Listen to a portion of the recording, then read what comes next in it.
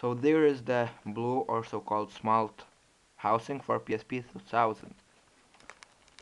Oh yeah. There we have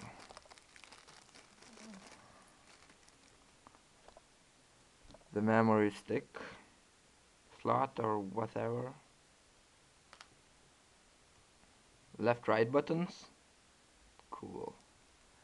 And the joystick. Also we have other stuff like this, the home, volume buttons, start, select, directional buttons, and the X, triangle, zero, whatever. Now let's get to the housing itself. Comes pretty nicely in a box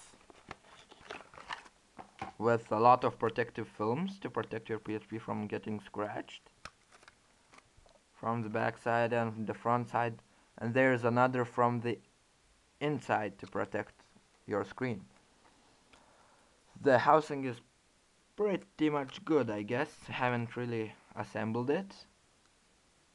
Really feels like ultra cheap plastic. I'm afraid to touch it. Might break. The land button is,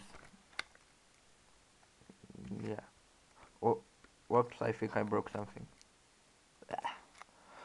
So wait till I assemble my PSP waiting for screws. Okay, thanks.